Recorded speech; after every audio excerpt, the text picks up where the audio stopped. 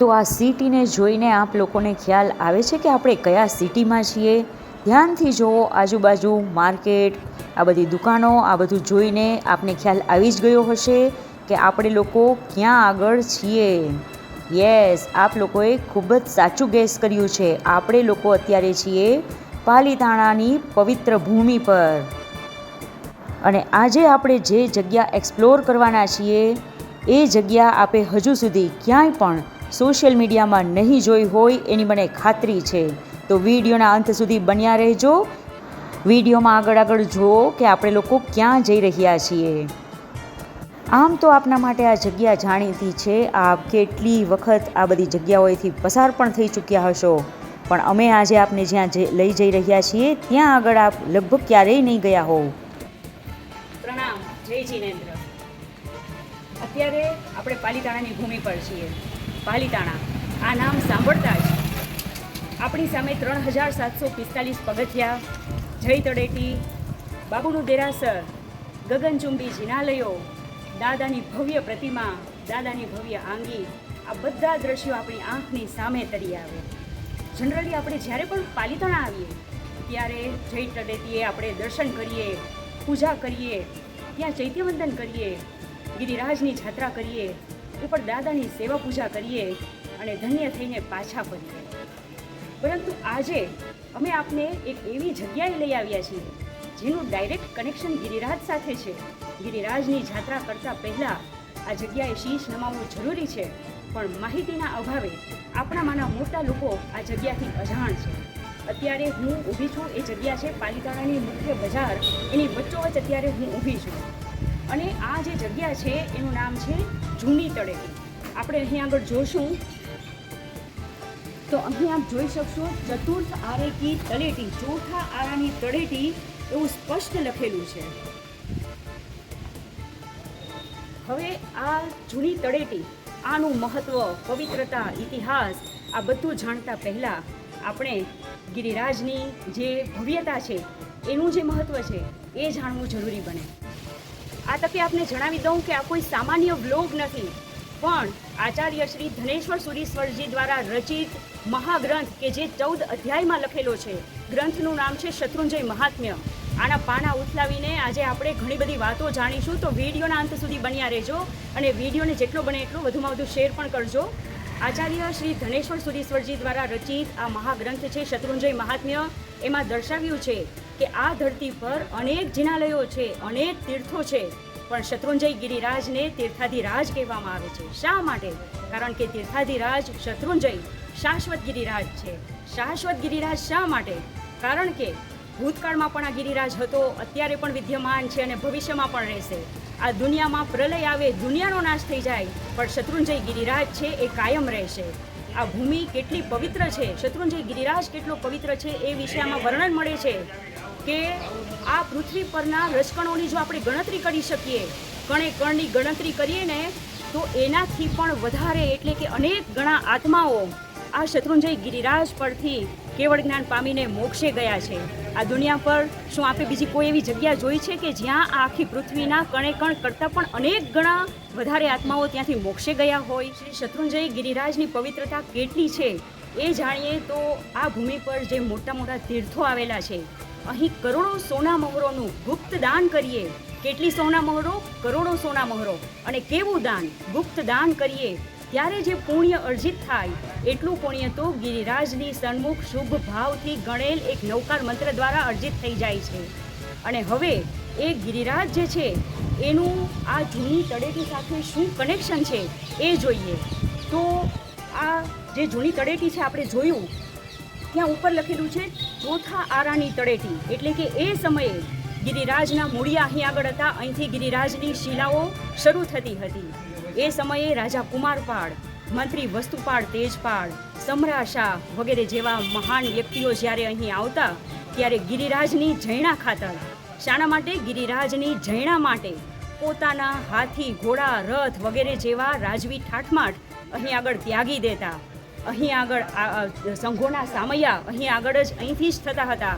તીર્થમાલાનું પૂજન અહીંથી જ થતું હતું અને યાત્રાળુઓ અહીં આવીને આ ભૂમિ પર માથું નમાવીને ગિરિરાજ પર યાત્રા કરવાના નિયમો લેતા હતા, એટલી પવિત્ર આ જગ્યા છે.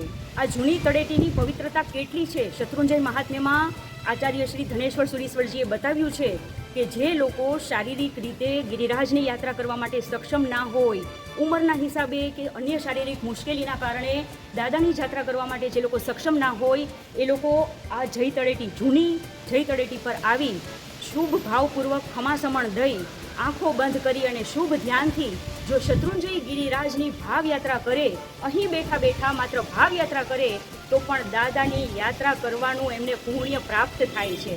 અત્યારે ભલે આપણી સગવડતા ખાતર આપણે જે જય તળેટી ત્યાં આવેલી છે ત્યાં આગળથી આપણે આપણી યાત્રાની શરૂઆત કરીએ છીએ, પણ આપણા શાસ્ત્રોમાં કહ્યું છે તે પ્રમાણે પ્રથમ આરામાં શત્રુંજય ગિરિરાજનો ઘેરાવો 80 યોજન જેટલો હતો અને કાળક્રમે તે ઓછો થતો ગયો અને ત્યાર પછી ઘણા સમય પૂર્વે પાલિતાણાની મુખ્ય બજાર જ્યાં આવેલી છે ત્યાં આગળથી આ જે શત્રુંજય ગિરિરાજ છે એનું પાદમૂળ શરૂ થયું, એના મૂળિયા, એની શિલાઓ અહીંથી શરૂ થઈ જ્યાં આગળ આ જૂની તળેટી આવેલી છે, આ જગ્યા આવેલી છે. આ જગ્યા એટલી બધી પવિત્ર છે, અહીંના વાઇબ્રેશન્સ એટલા બધા પવિત્ર છે કે આપણને કોઈને માહિતીના અભાવે આ જગ્યાનું, એના મહત્ત્વનું, અહીંના વાઇબ્રેશન્સનું આપણને ખ્યાલ જ નથી.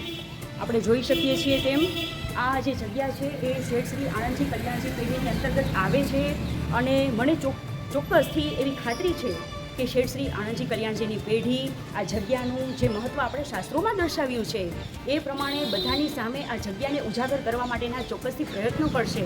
જો આપણે જે જય તળેટીથી અત્યારે યાત્રાની શરૂઆત કરીએ છીએ ત્યાં આગળ પેઢી દ્વારા એવા હોર્ડિંગ્સ મૂકવામાં આવે કે જેમાં આ જગ્યાનો ઇતિહાસ, આનું આપણા શાસ્ત્રોમાં દર્શાવેલું મહત્ત્વ, જૂની જે આ તળેટી છે એના દર્શન કરવાથી શું કેટલો બધો લાભ લખ્યો છે આપણા શાસ્ત્રોમાં, આ બધું વિગતવાર ત્યાં દર્શાવે તો ત્યાં દર્શન કરવા આવતા, યાત્રા કરવા આવતા જે વ્યક્તિઓ છે, યાત્રાળુઓ છે, આ બધું વાંચીને ચોક્કસથી આ જગ્યા વિશે માહિતગાર થશે. આની પહેલાં પણ અમારી ચેનલ પર રોહિશાળા તીર્થ, હસ્તગીરી તીર્થ આ બધાના વિડીયોઝ અપલોડ થઈ ચૂક્યા છે. એમાં પણ રોહિશાળા તીર્થનો વિડીયો તો સોશિયલ મીડિયા પર વિગતવાર માહિતી આપતો અમારી ચેનલ પર પહેલો વિડીયો હતો અને આ તીર્થોની માહિતી, આનો ઇતિહાસ, આ બધું જાણીને આપ સૌએ ખૂબ સુંદર ભાવપૂર્વક ત્યાંના દર્શન પૂજનનો લાભો લીધેલો છે. આપ સૌ તરફથી ખૂબ સારા એવા મેસેજીસ સારા પ્રમાણમાં અમને મળી રહ્યા છે કે આપ ત્યાં યાત્રા કરી આવ્યા હો છતાં પણ અમારા વિડીયોઝ પરથી માહિતી મેળવીને અલગ જ બદલાયેલા ભાવ સાથે આપે ત્યાં દર્શન કર્યા અને ભાવિક થયા. એ જ રીતે મને ખાતરી છે કે આપ હવે જ્યારે પણ પાલિતાણા આવશો ત્યારે આ જૂની તળેટી છે અહીં આગળ ચોક્કસથી 2 મિનિટ અહીં આપ આવશો, અહીં આ ભૂમિ પરના વાઇબ્રેશન્સ ફીલ કરશો અને દાદા સાથે કનેક્શન બનાવીને પછી જ આપ દાદાની યાત્રા કરશો. આ જગ્યા જે છે એ પાલિતાણામાં જે શ્રી આદેશ્વર ચક્રેશ્વરી ધામ છે એની બિલકુલ બાજુમાં આવેલી છે, મુખ્ય બજારમાં આવેલી છે, જ્યાંથી આપણે અનેકવાર પસાર થઈએ છીએ. માત્ર માહિતીના અભાવે આપણે આ જગ્યાના વાઇબ્રેશન્સ ફીલ નહોતા કરી શકતા, અહીં દર્શન નહોતા કરી શકતા. હવે આપ ચોક્કસથી આવશો એવી મને ખાતરી છે. તો ચાલો હવે દર્શન કરીએ આ આપણી ઐતિહાસિક ધરોહરના. અમે લોકોએ સાંજના સમયે 1 કલાક સુધી અહીં આગળ વાટ જોઈ પણ બહાર તાળું લાગેલું હતું અને પૂજારીભાઈ તાળું ખોલવા માટે આવ્યા જ નહીં. ખૂબ સમય સુધી અમે વેઇટ કર્યું, પછી અમે લોકોએ અહીં 1 દિવસ વધારે રોકાણ કર્યું અને બીજા દિવસે સવારે અહીંના દર્શન કરી શક્યા. બીજે દિવસે સવારે અમે લોકો ગયા તો બીજા પૂજારીભાઈ હતા અને એમને અમે પૂછ્યું તો એમનું વર્તન ખૂબ જ રૂક્ષ જણાયું. યાત્રાળુઓ ક્યાંથી દૂરથી દર્શન કરવા આવતા હોય ત્યારે તેમની સાથે આટલું રૂક્ષ વર્તન કરવું શું યોગ્ય છે?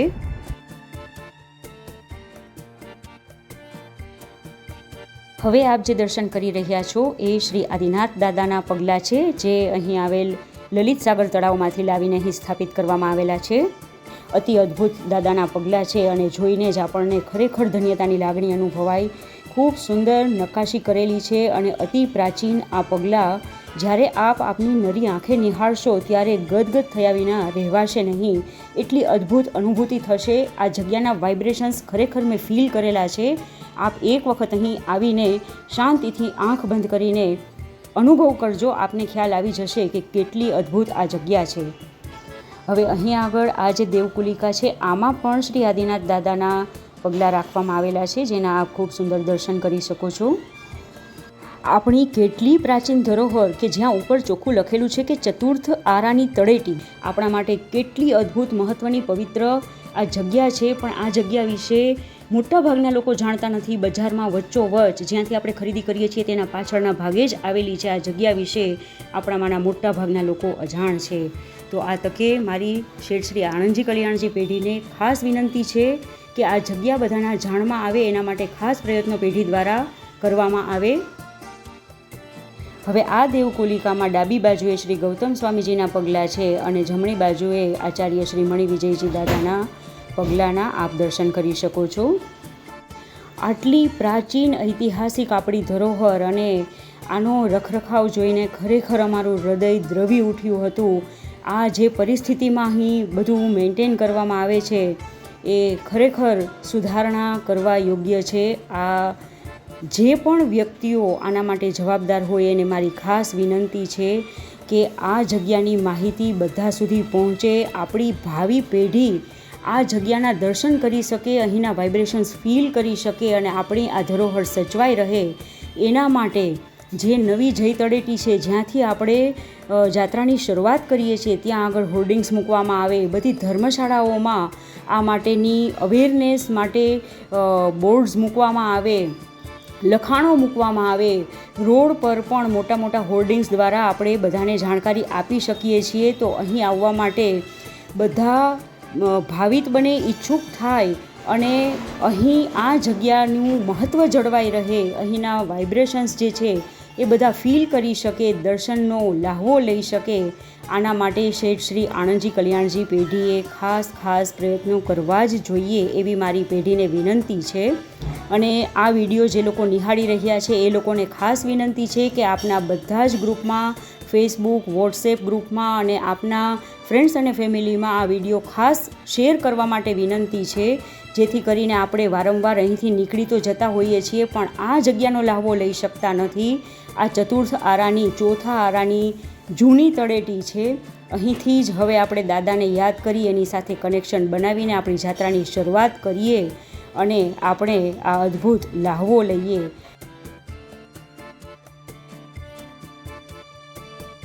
તો મારી આપ સૌને ખાસ વિનંતી છે કે આ વિડીયોને જેટલો બને એટલો વધુમાં વધુ શેર કરજો, તો જ આપણે આ જગ્યાની માહિતી વધુમાં વધુ લોકો સુધી પહોંચાડી શકશું અને આપણી આ ઐતિહાસિક પ્રાચીન જે ધરોહર છે એને આપણે સાચવીને રાખી શકશું.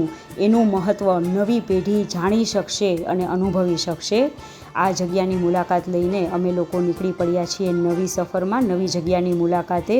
તો મળશું નવા વિડીયોમાં, ત્યાં સુધી આવજો.